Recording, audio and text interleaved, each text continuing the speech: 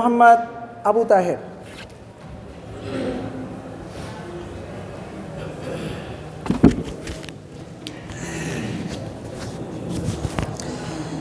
আসসালামু আলাইকুম রহমতুল্লাহি ওয়া বারাকাতুহু।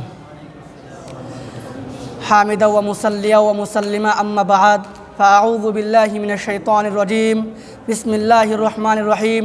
আন্নাল কুওয়াতা লিল্লাহি জামিআ ওয়া ক্বালা রাসূলুল্লাহি সাল্লাল্লাহু আলাইহি ওয়াসাল্লাম আল মারউ মা'a মান আহাব্বা আও কামা ক্বালা আলাইহিস সালাতু ওয়াসসালাম। ঐতিহ্যবাহী বিদ্যাপীঠ সাভার দারুল আমান মাদ্রাসার আনন্দ আদর্শ ছাত্র কাফেলা কর্তৃক আয়োজিত মাসিক বক্তৃতা সেমিনার মঞ্চে উপস্থিত শ্রদ্ধেয় উস্তাদ মহোদয় ও ন্যায়নিষ্ঠার বিচারক মণ্ডলী, সুদক্ষ পরিচালক, আমার সামনে উপস্থিত আসহাবে সুপার অনুসারী বন্ধুগণ, সবাইকে সাদর সম্ভাষণ অভিনন্দন। প্রিয় উপস্থিতি, আজকে আমার আলোচ্য বিষয় হচ্ছে ধর্মনিরপেক্ষতা ও জাতীয়তাবাদ সম্পর্কে। উক্ত বিষয়কে আমি তিনটি বিভাগে বিভক্ত করেছি। প্রথমে আলোচনা করব ধর্মনিরপেক্ষতা সম্পর্কে, দ্বিতীয় জাতীয়তাবাদ, তৃতীয় ইসলাম সম্পর্কে। চলুন এবার আলোচনা করে ধর্মনিরপেক্ষতার পরিচয় সম্পর্কে।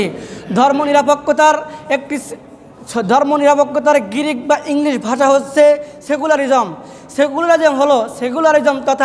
সেকুলারিজম তথা ধর্মনিরপেক্ষতা হলো এমন এক আন্দোলন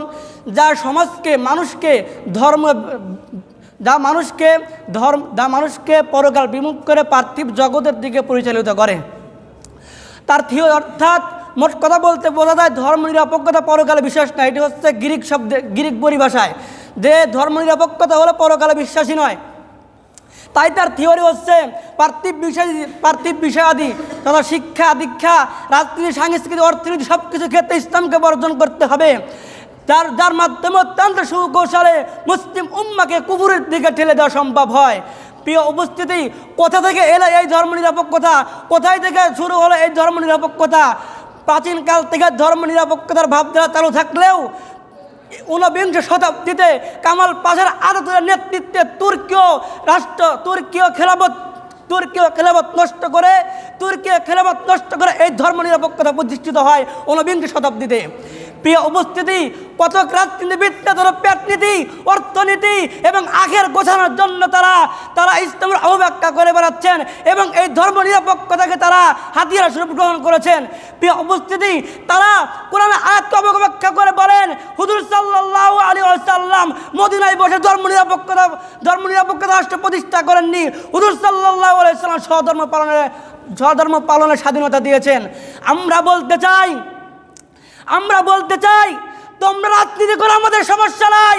তোমরা রাজনীতি দুর্নীতি করো, আমাদের সমস্যা নাই।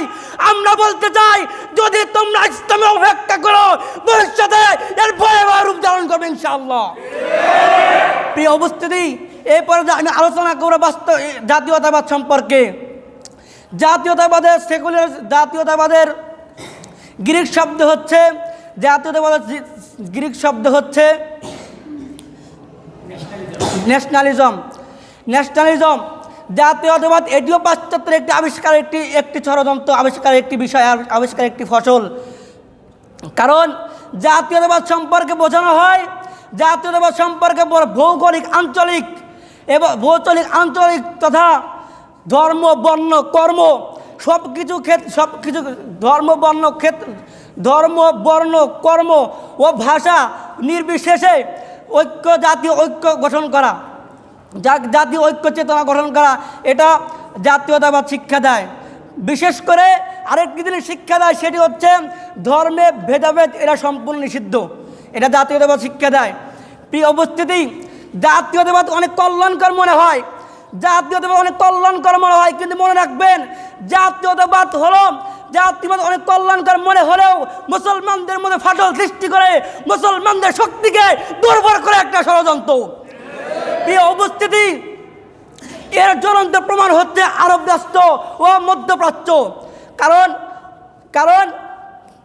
কারণ প্রথম বিশ্বযুদ্ধের প্রাক্কালে ব্রিটিশ এক নেতা আরব দেশে গিয়ে তারা জাতীয়তাবাদ স্লোগানে আন্দোলন করেছিল। তারা জাতীয়বাদ প্রতিষ্ঠিত করে তুর্কি শাসন ব্যবস্থাকে তারা নষ্ট করে দিয়েছিল, যার কারণে এখন পর্যন্ত মধ্যপ্রাচ্য ও আরব রাষ্ট্রগুলো সেই আমেরিকান পরাশক্তির কাছে তারা পুতুল হয়ে আছে। প্রিয় উপস্থিতি, পরিশেষে আমার তৃতীয় বিষয় হচ্ছে ইসলাম সম্পর্কে। ইসলাম হচ্ছে আল্লাহ তাআলার নিকটে আধুনিক এটি মনোনীত ধর্ম। ইসলামকে কেন্দ্র করে গড়ে উঠবে ব্যক্তি জীবন, ইসলামকে কেন্দ্র করে গড়ে উঠবে সামাজিক জীবন, ইসলামকে কেন্দ্র করে গড়ে উঠবে রাজনৈতিক জীবন। সব কিছু ইসলামের মধ্যে পাবেন। ইসলাম একটি জীবন বিধান, ইসলাম একটি মানুষের জন্য একটি সুন্দর জীবন বিধান। প্রিয়, এই জন্য আল্লাহ তাআলা বলেন ইন্না দীনা ইনদাল্লাহিল ইসলাম। অপর এক আয়াতে বলেন ওমা ইয়াবতাগি গয়রাল ইসলামি ফালাই ইউকবাল মিনহু।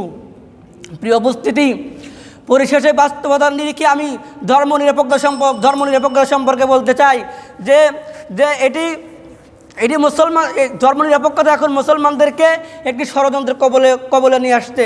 সুতরাং আমরা ধর্মনিরপেক্ষতা ও জাতীয়তাবাদকে পরিহার করে আমরা মুসলমানদের পরিপূর্ণ প্রবেশ করবো ইনশাআল্লাহ।